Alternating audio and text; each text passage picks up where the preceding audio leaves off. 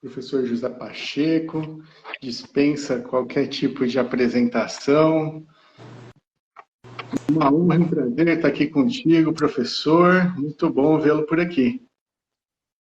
É um prazer também escutar-te e saber aquilo que tu fazes de bem no Open Learning.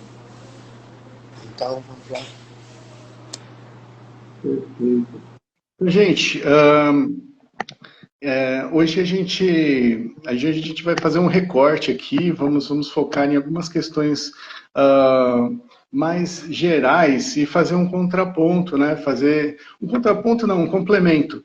Então, professor, eu vou lançar algumas perguntas aqui para o professor e o professor vem com a visão geral do que seriam essas questões dentro do modelo de aprendizagem aberta, e aí eu posso acrescentar como que isso se reflete dentro da Open Learning Connect, que é o braço digital aí da Open Learning, tá bom? Então, professor, vou começar do jeito que você gosta, com perguntas, tudo bem?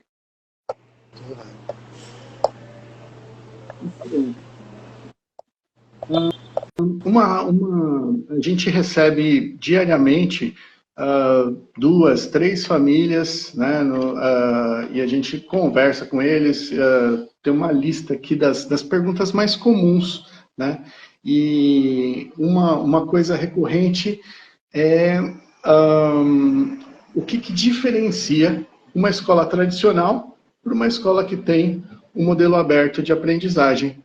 Então, acho que a gente pode começar por aí. O que você acha? O que é que diferencia? Primeiro, eu não gosto muito de falar de tradicional, porque tudo que é novo parte do tradicional. Né? Eu prefiro falar de um modelo educacional. Esse modelo que está aí, que vem da Prússia militar, da França dos conventos, da primeira Revolução Industrial, e que não faz sentido.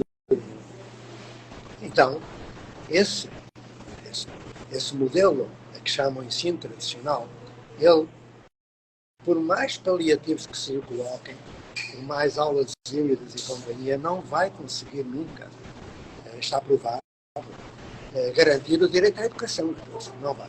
Basta olhar do Brasil para os IDEBs, basta olhar em Portugal para os centros de estudo, de explicações, que crescem exponencialmente. Ou seja, nem na escola particular eles já aprendem. Então a diferença, eu costumo dizer que é apenas uma das diferenças, aquela que para mim é mais importante, é que esse tal ensino dito tradicional, ele está obsoleto, não consegue garantir o direito à educação a todos, mas o nosso consegue. Isto que nós construímos, isto que nós trabalhamos, essa escola diferente, ela dá a todos o direito à educação. Essa é a principal diferença. Outras haverá. Já agora, Open Learning está muito ligado a um velho modelo, que talvez nunca tenham ouvido falar, porque é do tempo em que não havia computadores, que é as escolas Open Space. Em Portugal houve uma versão em 1971, ainda não tinha nascido, com as chamadas escolas de área aberta. As escolas de área aberta propunham uma outra educação, uma educação com a participação da comunidade, uma educação onde não havia sala de aula, não havia portas de sala de aula, havia comunicação entre as salas, havia trabalho de equipe, tudo isso.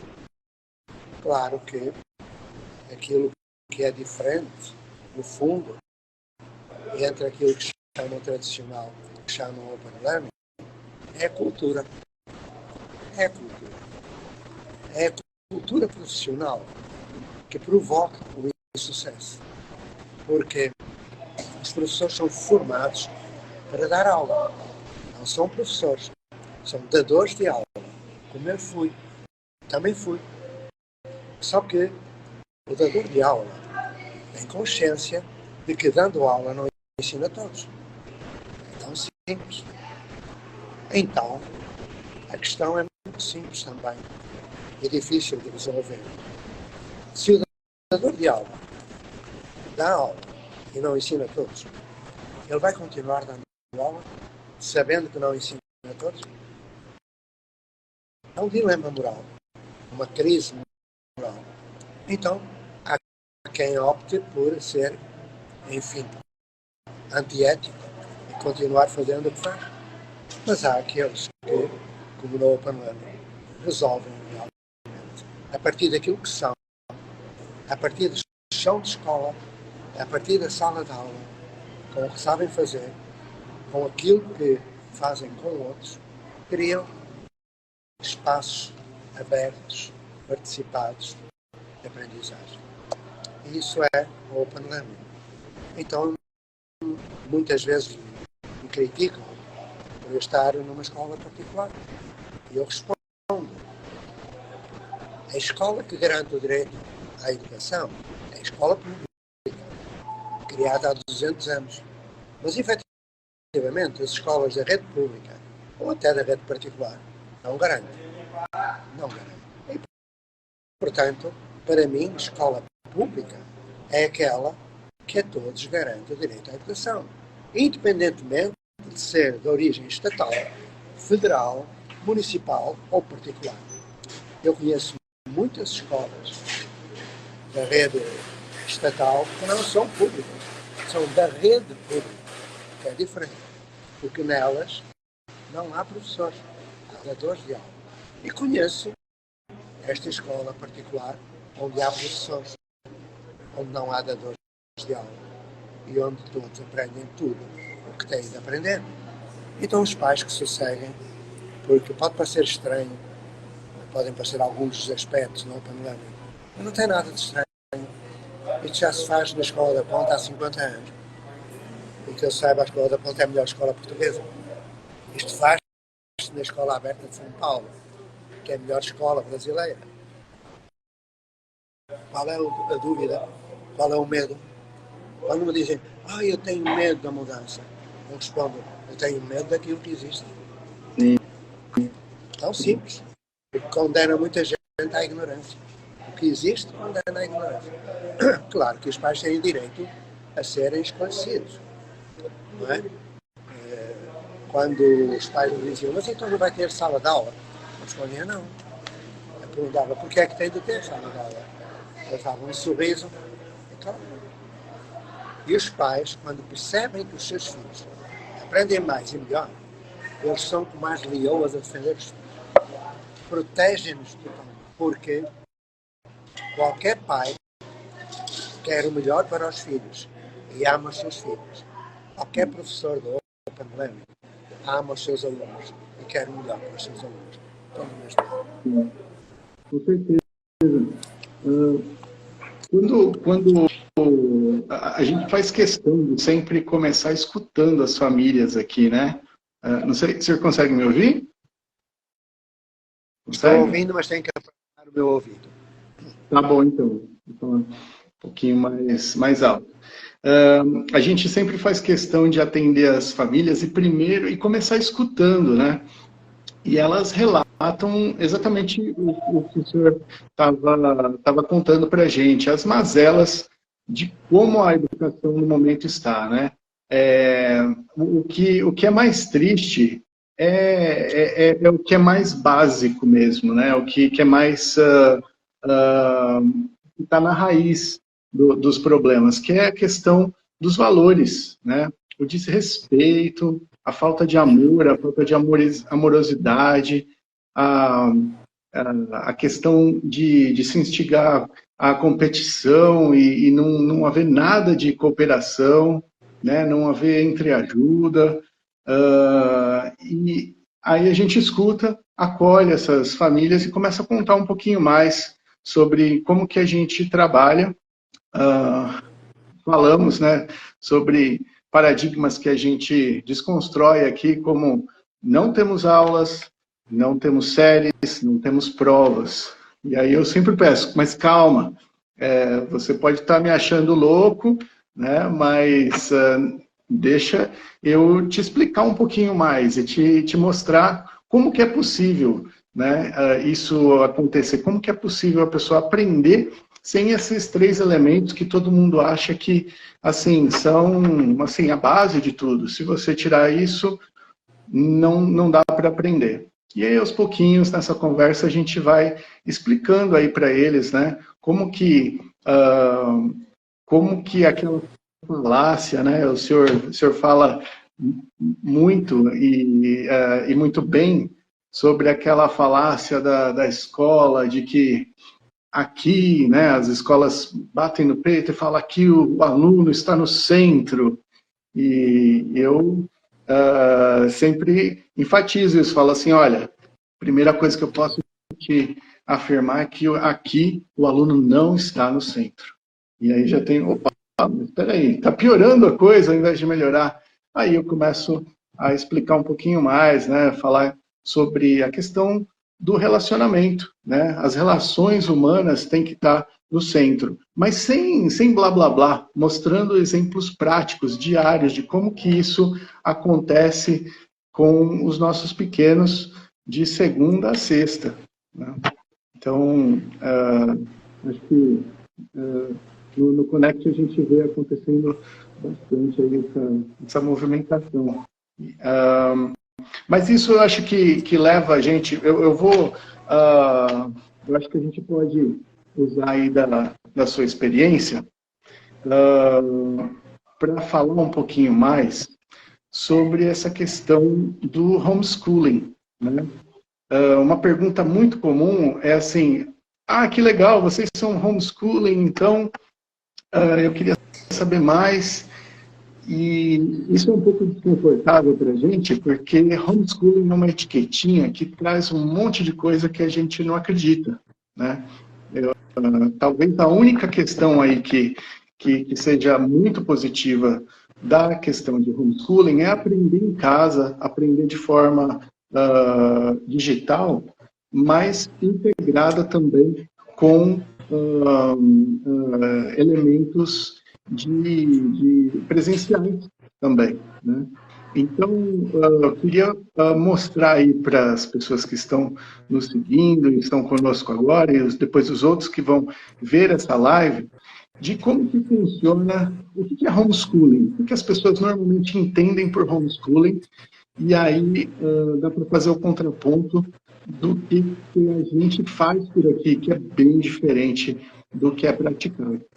Então, se o professor nos ajudasse com isso. O que é homeschooling hoje, assim, para o mercado no geral, para as pessoas que procuram um processo de homeschooling? A primeira escola que fez do aluno centro, hoje sabe-se, na história da educação, que foi a Escola da Ponte. Lá, durante 30 anos, eu pensei que o centro fosse o aluno, mas quando é o aluno centro, vem a competitividade negativa, não é? Tirar melhor nota, entrar na universidade onde não entras, isso tudo o quê? Então, com o tempo, eu fui entendendo que o centro não existe, nem é o professor, nem o aluno. O centro não existe, o centro é a relação. E na relação, a construção do vínculo cognitivo, afetivo, emocional, estético, etc. Até espiritual. Então, quando eu começo a pensar assim e a agir desse modo, ou seja, fazendo o possível para que as duas coisas se juntem, a educação à distância e a educação presencial, isso aconteceu a primeira vez também na Ponte. Ainda não havia regulamentação do homeschooling.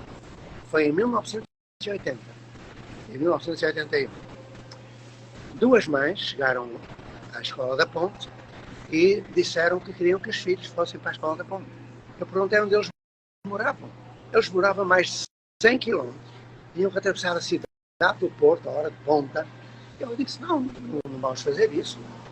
O que nós fizemos? Naquela altura não havia computadores, não havia internet. havia o telefone fixo. Então, todos os dias, ao fim da tarde, eu ligava para a casa deles, do António e do Alex, e fazia a planificação, o planejamento do dia seguinte. E eles me contavam o que tinham aprendido naquele dia. Claro que gastei muito dinheiro em telefonemas, porque naquela altura, cada período eram não sei quantos escudos, não havia euro ainda. Mas, pelo menos uma vez por semana, à sexta-feira, eles tinham de vir à ponte para conviver com os seus colegas, estarem com o tutor presencialmente, estarem na assembleia, etc, etc. Bom, esses dois jovens hoje têm perto de 50 anos, 50 anos de idade. Nem vou dizer o que eles são na vida, que são seres humanos muito realizados. Foi uma maravilha. Quando veio a homologação do homeschooling, eu fiquei preocupado, porque como as escolas começaram a perder alunos, começaram a estreitar a regulamentação. Ou seja, agora, por exemplo, exige-se que haja um pai ou uma mãe que tenha a licenciatura. Eu pergunto porquê? Porquê? O que é que alguém que tem uma licenciatura sabe mais do que aquele que não tem? Eu conheço muitos doutores ignorantes. Conheço muita gente que teve toda uma vida de escola e foi um excelente professor e só tinha bacharelado. Quando dizem que alguém da escola vai avaliar o aluno, eu pergunto, vai avaliar o quê? A avaliação pedagógica, ela obedece a 3 grandes princípios. Ela tem que ser formativa, contínua e sistemática. Ok? Então, aquilo que as escolas normalmente fazem é aplicar um teste, uma prova. Pois bem, um teste não é formativo, ela é excludente. Ele trabalha numa escala intervalar, de variável contínua, para depois dar asa a uma classificação. Bom, ela não é contínua, ela é periódica, não é? É aplicado o teste agora, depois passado. E também não é sistemática, porque incide apenas numa parte da matéria, numa disciplina. Então, as escolas que aplicam teste na prova estão fora da lei. Tão simples. Tão simples. É isto. Se alguém discorda, faça favor de se pronunciar. Mas não me vai dizer que acha que é. Porque o achismo não existe aqui. Aqui faz afirmações e fundamenta-se na lei e na ciência. Na lei não está escrito que tem de haver prova. Aliás, ainda é curioso. Que há uns dias alguém me disse: mas a lei de base do sistema educativo, isto é em Portugal, diz que tem de haver sala de aula. Eu disse: onde é que está escrito isso? E a pessoa foi procurar e não encontrou. Em nenhum lugar da lei de base está escrito sala de aula. Em nenhum. Dos 200 e tal artigos, nenhum fala de sala de aula. Porquê é que as escolas têm sala de aula? Porquê é que as escolas que trabalham só à distância não têm o e-learning? Porque parte-se do princípio que só se pode aprender com um computador, não. Tem que se aprender com um ser humano. A aprendizagem começa aos 6 meses de gravidez e acaba na hora da morte. E, mais do que isso, é uma triangulação entre quem aprende, o objeto de aprendizagem significativo e quem o acompanha, o tutor, ou o professor. Então, há uma série de equívocos e me custa muito ver anúncios, marketing enganador.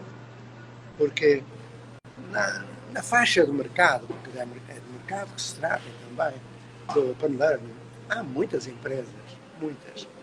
E quando elas dizem que o centro é um aluno, estão a mentir, logo, de imediato. Porque não é. Tem sala de aula. Virtual ou presencial, tem sala. Em sala de aula é o professor, sim. Não me venham com histórias, ou seja, têm que me explicar. Depois, quando dizem que eles aprendem, é uns contra os outros, quando estão centrados neles. Não é? O umbiguismo, a autossuficiência, o individualismo na aprendizagem. E quando dizem que aprendem tudo, é mentira. Basta olhar para os centros explicações, estão lá muitos alunos nessas escolas, muitos. Então, nós estamos na era da pós-verdade e vale tudo, infelizmente. E a opinião pública, infelizmente também, por vezes, ou quase sempre, não consegue distinguir. É muito difícil mostrar como o Open Learning é diferente. E já agora, eu tive muitos convites durante a minha vida. Começou com o convite do maior empresário de há 50 anos atrás, Belmiro de Azevedo. E passou por muitos outros. Eu nunca quis, nunca aceitei. Mas quando um empresário, pai de 2 filhos, agora 3, me diz que quer uma escola diferente para os filhos, quer uma escola como a escola da Ponte, eu respondo, eu vou. Mas é particular, quero lá saber. Ainda bem que é particular, porque não vai aturar muita coisa que o Ministério impõe. Por exemplo, a escolha dos professores. Eu estou no Open, porque o projeto é um projeto que está de acordo, como tu disseste, com os meus valores, com a minha visão do mundo. Tudo parte das pessoas e dos seus valores. Mas diz. Ainda bem que o senhor aceitou. Agora, eu acho que o nosso grande desafio agora é mostrar, né, o que já está construído, o que é possível, né?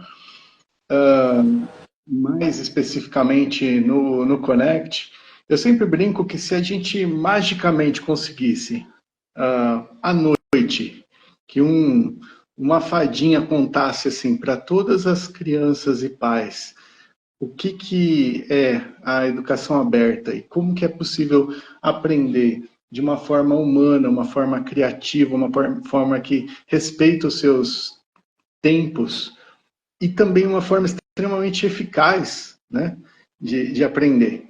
Porque muitas das famílias nos procuram para fugir de uma realidade muito bruta, muito onde o bullying não vem só dos colegas, mas também dos professores, às vezes, né? De uma forma muito agressiva, muito dolorida. A gente recebe todo tipo de dificuldade, né, que as famílias têm aí ao tentar se adaptar a esse modelo, como o senhor disse, já passou, já foi, né? Ele não consegue atender as famílias que a gente tem no momento. Então, aí a realidade de Portugal, ela é bem complicada, né? Porque, embora haja uma regulamentação do homeschooling, ela trava o processo em algumas formas que deve ser muito difícil para as famílias que querem, né? Então, como o senhor disse, em Portugal as famílias precisam ter a licenciatura. Se tiver brasileiro assistindo essa live, isso quer dizer um bacharelado, né? Não é aquela licenciatura do Brasil. E aí, como o professor bem disse, o que isso agrega no processo de formação da criança, né? É mais um entrave burocrático que foi colocado lá. Aí, não contente, ainda existem testes periódicos que têm que ser feitos, né? Porém, mesmo dentro desse contexto um pouco mais desafiador, muita coisa bonita é feita, né? Dando espaço aí para a criatividade das crianças e para que elas aprendam rápido e de forma eficaz, né? Então, quando se pensa em homeschooling, a gente pensa naquela família que cansou do sistema do jeito que está posto e fala, não, minha criança vai estudar comigo, aqui em casa. Aí um dos responsáveis normalmente se dedica de forma integral para essa formação e só que existem desafios grandes, né, para essa família, porque nós vivemos num mundo muito plural.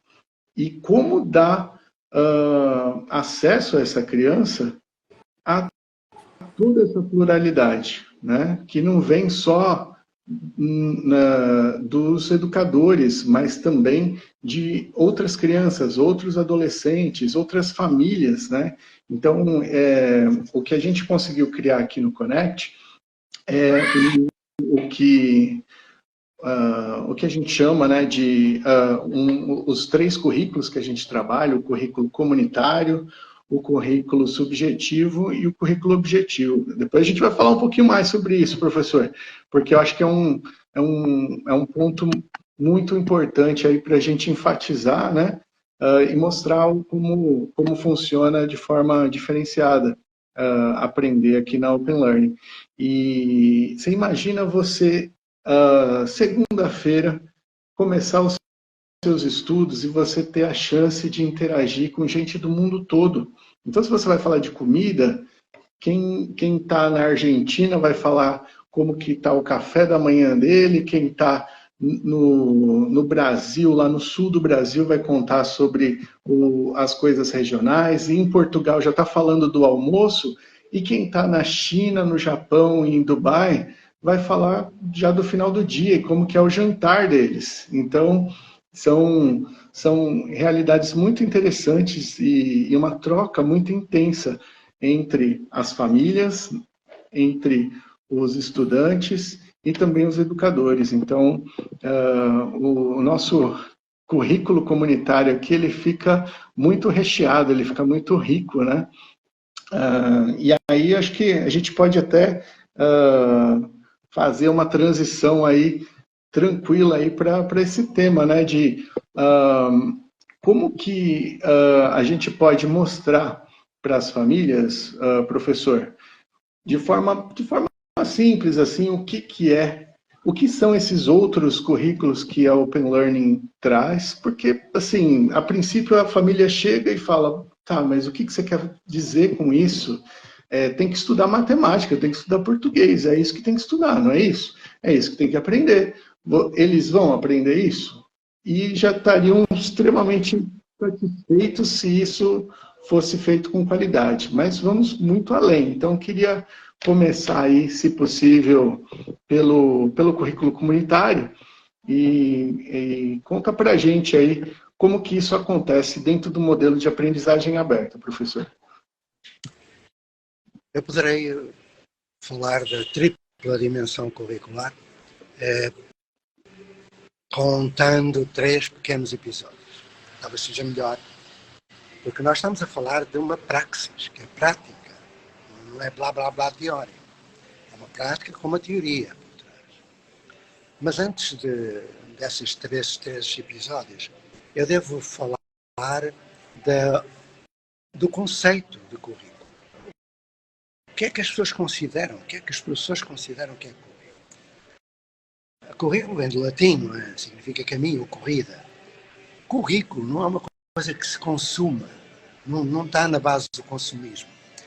Currículo não é uma coisa que se adquire quando um professor fala e tenta transmitir, nem quando eu vou para um computador sozinho procurar. Se eu não tiver a intenção da busca, da pesquisa, da procura, se a objetividade não existir, se não for significativo aquilo que eu procuro, então não há produção de currículo.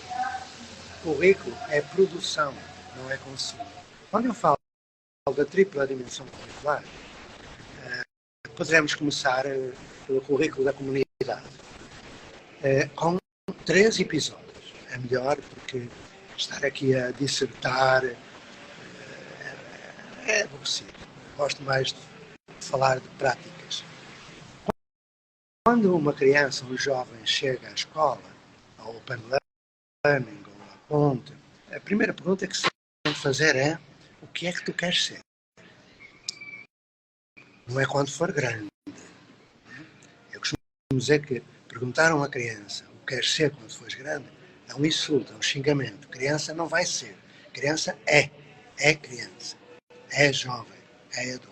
Okay? Então, quando eu pergunto isso, a resposta é sempre a mesma. A resposta é esta. Eu posso dizer o que eu quero ser. Repara bem. A criança, um jovem pergunta se pode dizer. É o nível de, porque a escola do jeito que está posta, ela realmente treina, né? Ela domestica a criança, ela reduz a criança a uma coisa tão pequena, né? Objeto. E a criança não é um objeto, é um sujeito de aprendizagem. Quando isso acontece, é porque essa criança, esse jovem, já passou por muitas salas de aula, já ouviu muitas respostas a perguntas que nunca fez, mas nunca pôde perguntar. Acabaram com a curiosidade da criança.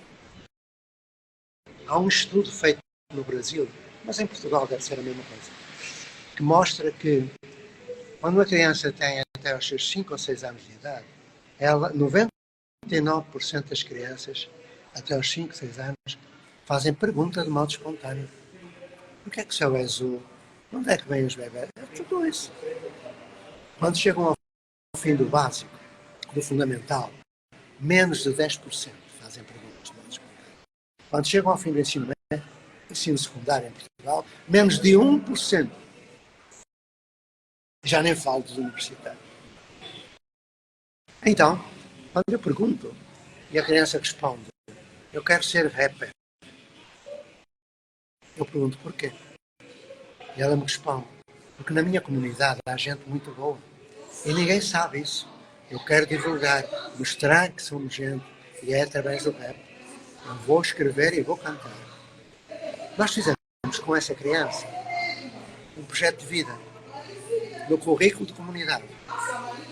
Ao fim de algum tempo, isto começou aos 9 anos, ela nem sequer já andava na escola, mas foi para o projeto Âncora, que hoje é o projeto da área de Escola Aberta de São Paulo. Ela aos 13 anos, foi convidada para participar na abertura dos Jogos Olímpicos do Rio de Janeiro. Foi uma das 2 rappers que lá cantou, com 13 anos. Hoje é uma das maiores rappers do Brasil, MC Sofia. Mas vamos passar para o currículo objetivo universal. Eu gosto mais da palavra universal. Que é o conjunto das aprendizagens essenciais. Aprende aquilo que nós precisamos mesmo de saber. Quando eu pergunto a uma criança, o que é que tu queres ser? Ela responde, eu posso ir ver. Quando eu pergunto, o que é que tu queres fazer? Uma criança respondeu, eu quero ser cientista. Eu perguntei porquê. Ela disse que tinha sabido que a NASA, que manda os foguetes para o espaço, estava à procura de um planeta para onde os seres humanos possam ir quando não for possível viver na Terra. Repara bem. Eu perguntei, mas porquê é que estás interessada nisso? Ela, porque é bom viver na Terra, mas também quero saber se é possível viver noutro planeta. Aos 9 anos. Olha, professor, a gente não combinou nada, mas hoje eu, numa tutoria individual, tive a mesma pergunta. E aí começamos a falar sobre o processo de terraformação e tudo mais. Uma grande coincidência aí. Bom, ainda bem que vais encontrando essas crianças que fazem perguntas e que sabem o que querem, não é? Porque esta criança queria ser cientista para o bem do mundo, do universo. Por isso é que eu chamo universal. Porque a poluição, a destruição do ambiente é um problema de todos os lugares. Então, aos 9 anos ela começou um projeto de vida para ser cientista. Aos 13, foi convidada pela NASA, foi para Washington, com um projeto de vida sustentável na Terra e noutros planetas. Aos 13. Vamos ao currículo subjetivo, da subjetividade. Este foi na escola da ponte. Uma criança chega e eu pergunto, o que é que tu queres saber? E ela fica calada. Nem perguntou se podia perguntar. Aí eu pedi o relatório que vinha com ela. Ela era um moço, 9 anos. O relatório dizia, este aluno, portador de trissomia 21, síndrome de Down, nunca aprendeu a ler, tem 9 anos, passou por 2 escolas, nem o nome dele consegue ler, não conta nem até 5. Então, como ele nunca vai aprender a ler, isto estava escrito no relatório. Profecia autorrealizada. Como é que alguém pode dizer que o outro não vai aprender a ler? Então, eu recomendava que nós o ensinássemos a apertar os cordões dos sapatos, os botões da camiseta. Aí eu pedi para queimarem aquele relatório e perguntei à criança: o que é que tu queres ser? E ela perguntou: eu posso dizer? É a história. E eu: sim, então vá lá. E ele disse, ele tinha um palato muito alto: eu quero ser guarda-redes, goleiro no Brasil. E então fizemos um projeto de vida para ele ser goleiro. Ele fez o ensino fundamental, fez um técnico profissional, e quando Portugal ganhou o Campeonato Europeu de Futebol de Salão, em 2018, o guarda-redes da Seleção Nacional Portuguesa era o André Mesquita. Tem a medalha de ouro. Dá para entender? Que coisa então, linda. Tridimensional. Porque o currículo não é o único pronto a vestir, igual para todos. Cada um tem o direito de explorar as suas vocações, os seus talentos. E as salas de aula são cemitérios de talentos. Sim. Ainda bem que o senhor queimou aquela sentença de morte, né? De morte da criatividade, de autonomia dessa pessoa, né? As pessoas estão reagindo aqui, a Paula falando até dói de ouvir, aí a Sou falando o mundo da criança é enorme, a Montessori falando castram e matam a curiosidade da criança, e outros também interagindo aqui. Fiquem à vontade para interagir aí, pessoal. Mandar também perguntas aqui. A gente já tem algumas perguntas pré-selecionadas, mas a gente tenta encaixar alguma aqui para o professor. E, então, a gente deu uma passeada aí um pouco na questão do currículo comunitário, do subjetivo. Quando a gente fala do currículo objetivo, professor, como que a escola que está posta, ela se diz especializada nele. E eu queria que o senhor mostrasse para a gente qual que é a diferença do trato desse currículo dentro da metodologia aberta. Por que ele é mais eficaz do que o que está colocado nas escolas de hoje? Que eles não aprendem. Eu pergunto se eles aprendem com o livro tradicional. E um dia eu fiz 2 experiências e mostrei. A primeira foi com alunos do 2º ano do ensino médio, em que eu apliquei testes que eles fizeram no 3º ano do ensino fundamental. Pois é. Eu vou dizer que numa escala de 0 a 20, ninguém conseguiu mais de 5. Reprovavam. Porquê?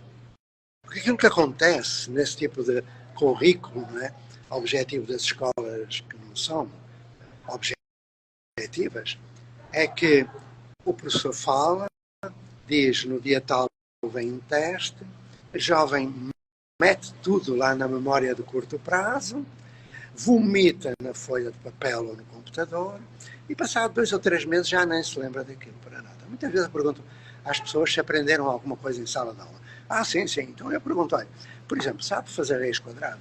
Ninguém sabe. Mas teve aula, fez prova, aprendeu? Não. Olha, sabe quais são os titulares das capitanias hereditárias? Sabe quem descobriu os Açores? Sabe dizer a lei do Olho Mariota? Eu pergunto física, matemática, história, português, não sabem nada. O outro teste que eu fiz foi com alunos finalistas do curso de engenharia.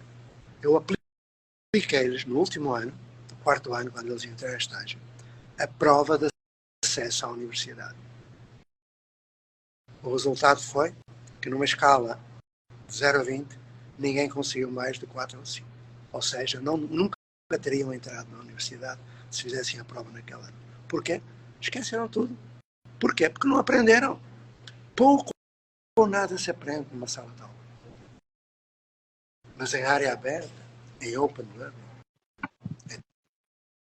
É um grande funil, uma grande mentira, né? Eu chamo de mentira combinada, né? Então, o professor, ele depois de um mês mais ou menos de aula, já combina aí essa prova, o aluno vai bem na prova, aí ele fala, parabéns, você tirou 9,3, aí o aluno fica feliz, o professor fica feliz, os pais, que legal, né? 9,3, 93%, que legal. E todo mundo celebra a ignorância, né? Porque se você pegar essa mesma ferramenta, que já é ruim, e aplicá-la depois de uma semana, igual o professor disse, já não está mais lá. Já foi embora tudo aquilo que achava-se que é conhecimento, mas era só aqui, ó, córtex frontal, só memória de curta duração mesmo. Maravilha. Memória de curto prazo, mais nada. Quem tem uma boa memória de curto prazo consegue fazer boas provas, mas não aprende. Mas pior é quem tem uma boa memória de longo prazo. Eu vou dar um exemplo.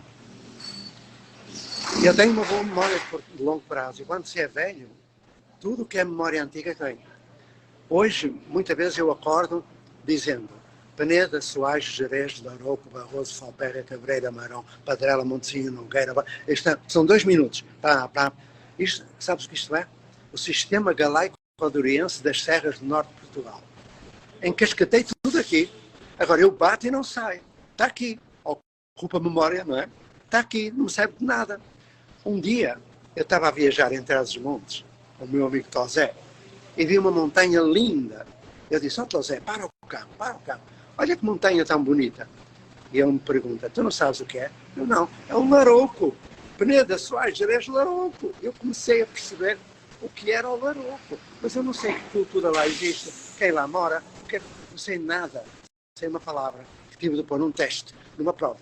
Mas por acaso não esqueci.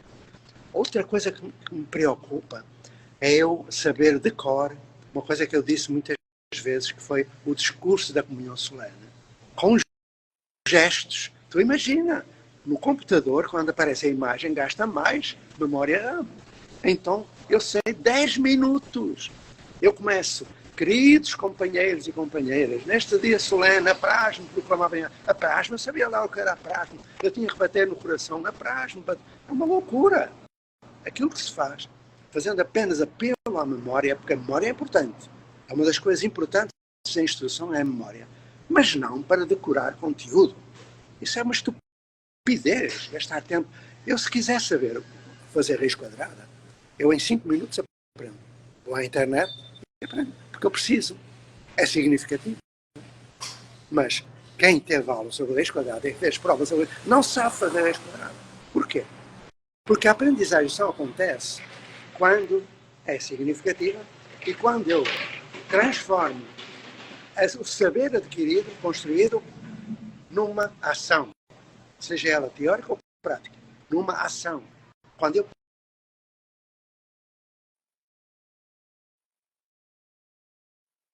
isso chamado Philippe Pernot. Pois é. Saber em ação. Isso é aprendizagem. Eu agora não estou a ouvir. Não estou a ouvir. Pronto. Não sei se é dos meus ouvidos. Voltei aqui. Uma coisa que... Consegue me escutar agora, professor? Esteve um pouco sem... Agora estou a ouvir. Que ótimo. Tá ótimo. Uma coisa que as pessoas ficam muito curiosas é assim, quando a gente fala que nesse modelo de aprender, não tem aula, não tem prova, não tem série, as pessoas começam a tentar imaginar como que isso funciona no dia a dia. Elas perguntam exatamente isso, mas como que é o dia a dia? Começou lá segunda-feira, como que acontece isso na prática que você está falando, né? E eu acho que a gente pode contribuir aqui para as famílias que estão conhecendo um pouco mais dessa possibilidade muito diferente, né, do que elas conhecem, como que funciona? O senhor poderia contar como que é numa escola física, né? E eu poderia descrever um pouco sobre como que é na realidade da Open Learning Connect, né? Que temos muitas similaridades e algumas especificidades de cada um dos contextos, né? Alguém perguntará a um médico, por que é que não usa sanguessugas para curar os doentes? Era isso que se fazia no século XIX e XVIII. Ninguém pergunta. Mas perguntam porque é que você está em sala de aula. Porque é que você não está em sala de aula. Porque é que você... Ninguém pergunta a um dentista porque é que não utiliza o alicate que se utilizava no século XIX e no século XVIII para tirar os dentes. Ninguém pergunta. Mas perguntam porque é que você não aplica prova. Repara bem. Então o que acontece é que quando uma criança, um jovem, um adulto tem o desejo, tem a necessidade de aprender algo, e isso pode acontecer em qualquer momento, em qualquer domínio da vida de uma pessoa, o que tem de fazer o formador, o professor, é construir com ele roteiros de pesquisa. Roteiros. A partir da necessidade, o professor vai ver o que é que está na grade curricular, não é? A grade, o que é que está na base nacional curricular, e faz perguntas para um roteiro, mas não só. Tem que ensinar o pesquisador a pesquisar, a saber selecionar a informação pertinente. Porque se ele vai pesquisar na internet, ele perde-se. Há tanta informação na internet que ele não sabe qual é a informação que precisa. Tem que aprender a selecionar, a analisar, a criticar, para não ser fake news. Tem que aprender a comparar diferentes informações, senso comum, bom senso. Tem que aprender a avaliar a própria produção de conhecimento, a informação em palavras suas, sintetizar. E depois tem de aprender a comunicar. São processos complexos de pensamento. Pensar sobre pensar, a metacognição. Então o professor tem que ter uma formação bem diferente daquela que costuma ter. Tem que ter um domínio perfeito das psicologias da educação, por exemplo. Da psicologia da memória, psicologia da aprendizagem, psicologia da cognição, muitas. Mas não é para fazer um curso e ter um diploma. É para saber. Tem que estudar sociologia da educação, para saber como é que começou a escola, ligando à história da educação. Porque é que tem de haver sala de aula? Porque é que este sistema é hierárquico e autoritário? Porque é que ele é moral e intelectualmente corrupto? Está tudo explicado. Os professores, na sua formação inicial e continuada, não têm oportunidade. Porque essa formação não é isomórfica. Isomorfismo tem a ver com o seguinte: o modo como o professor aprende é o modo como o professor ensina. Ele pode ouvir falar de inovação, de metodologias ativas, que se ele trabalhar em sala de aula, e o formador trabalhar em sala de aula, ele não vai fazer inovação nem metodologias ativas. Vai reproduzir um modelo criado na Rússia. É isso que está a acontecer, infelizmente. Então, que a Open Learning prossiga no seu caminho, que abra espaços de intervenção, porque mais tarde ou mais cedo a qualidade vem lá de cima. É como o azeite em relação à água. E como estamos a 5 minutos do final, pelos vistos, estou aqui a ver 16:55, eu vou deixar para ti a parte final, porque é tão pouco já, porque eu gostaria mais de saber aquilo que tu fazes do que aquilo que eu tenha feito. Perfeito, professor. Obrigado, senhor, sempre muito gentil. Bom, gente, Connect, né? Então, como que funciona esse modelo de aprendizagem aberta quando você está aprendendo em casa, né? Então, diferente daqueles modelos onde homeschooling é você comprar por um preço muito alto uma pilha de apostilas e você estudar diariamente aquilo num cronograma com seu pai ou com sua mãe, no Connect, a gente necessariamente se conecta diariamente. Então, cada família tem um cronograma dentro do que foi acordado com aquela criança, com aquele adolescente. Nós temos crianças que estão dentro de hospitais, nós temos crianças que têm condições de imunodeficiência e não podem sair de casa. Nós temos esportistas que têm um cronograma muito diferentão de tudo que a gente conhece. Então, eles precisam estudar um pouco de manhã e mais um pouco à noite. Né? Nós temos adolescentes que trabalham, né, como jovens aprendizes, já têm bastante sucesso nas suas carreiras e precisam de muita flexibilidade. Então, cada um tem um jeitinho e um horário para entrar no Connect, mas eles necessariamente entram e estão lá junto conosco. Quando eles entram, primeiro nós temos algumas ferramentas para garantir que realmente a pessoa esteja junto, né, conosco, de forma a ativar sua atenção plena. Não seja só, deixa eu só ligar aqui, deixar isso aqui rodando, enquanto eu vou fazendo outras coisas. Não, entrou, a gente está conectado, a gente está junto e temos metodologia para que isso aconteça. Né? Feito isso, a gente passa para o planejamento que já foi feito previamente de tudo o que vai acontecer naquele dia, né? O plano do dia. Esse plano do dia foi desenvolvido junto com o tutor, mas respeitando o que esse adolescente espera, o que ele precisa para o seu desenvolvimento. Né? Então, como que ele vai fazer isso?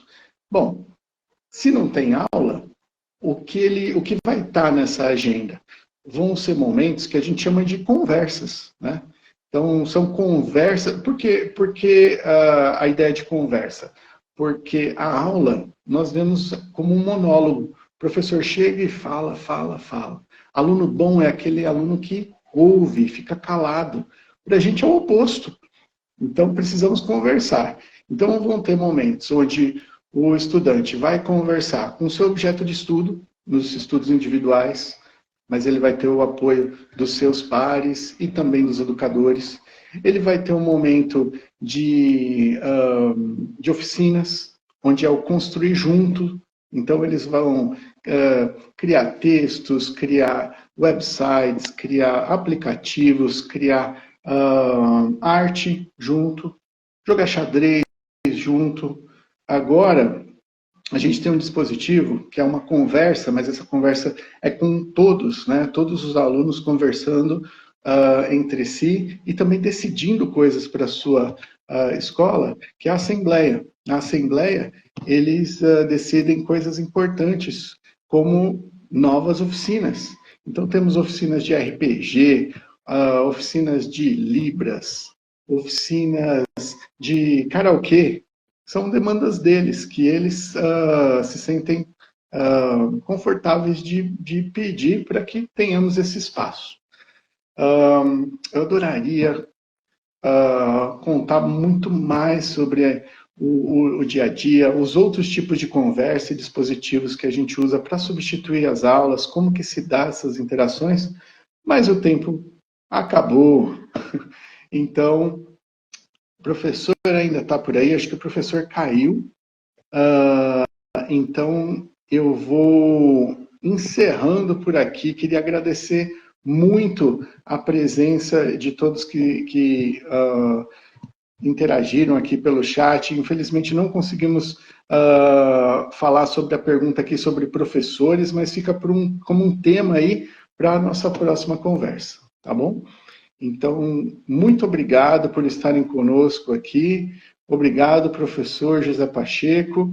E continuamos firmes e fortes aí para mostrar para todas as famílias o que a Open Learning e a Open Learning Connect pode fazer por vocês.